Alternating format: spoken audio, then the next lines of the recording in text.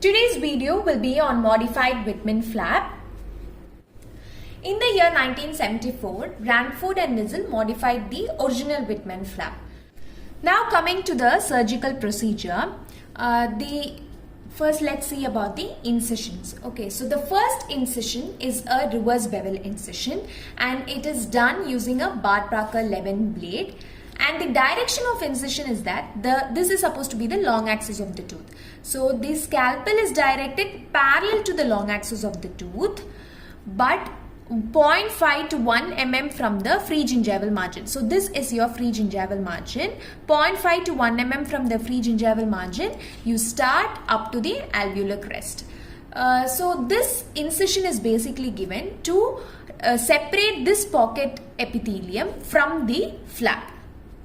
Now, in cases where the buccal pockets are quite shallow, which is less than 2 mm, or aesthetic considerations are important, we need not do the reverse bevel incision. We can go with an intraclavicular incision, okay, meaning from the crevice to the alveolar crest. Okay, so this is the incision. You can give an intraclavicular incision.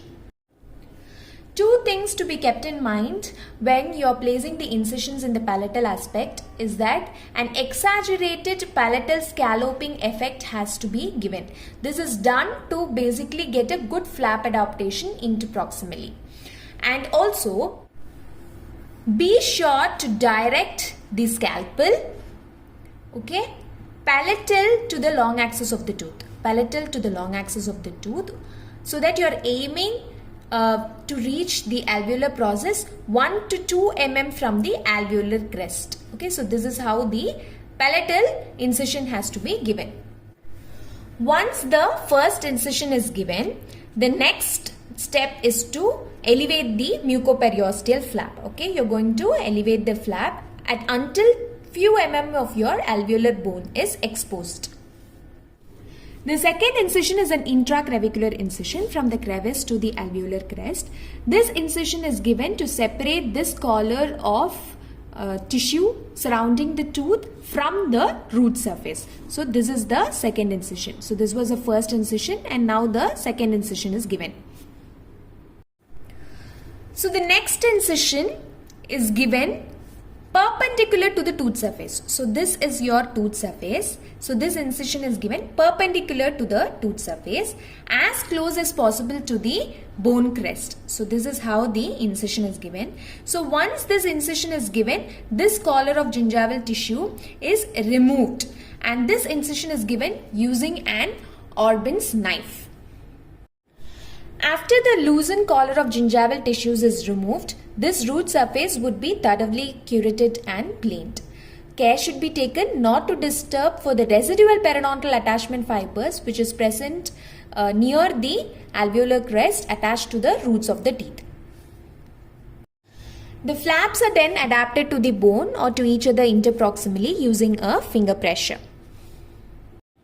If at all, if you feel that the flap adaptation to the teeth is incomplete, then you can thin the flap or else you can remove the outer surface of the alveolar process so that to ensure a good flap adaptation. After the flap adaptation is complete, sutures are placed and a periodontal pack would be given. The sutures and the periodontal pack can be removed after 1 week. This technique is considered to be a modification of subgingival curettage, and the advantages it has to offer when compared to a subgingival curettage is that better access to the root surface, meaning you're opening the flap, so you can do the debridement better when compared to the subgingival curettage, and you have a better control over removing this pocket lining when compared to the curettage. And also lesser mechanical trauma while you are removing the pocket lining. It's going to have a lesser mechanical trauma to the gingival tissues. And it is advisable to wait for at least 3 to 4 weeks after your preparatory phase before you proceed with the modified Whitman flap. And the reason why you have to wait for at least 3 to 4 weeks after your preparatory phase is that the inflamed tissue, the gingival tissue, has to heal completely. Only then you will get a precise flap adaptation to the tooth surface.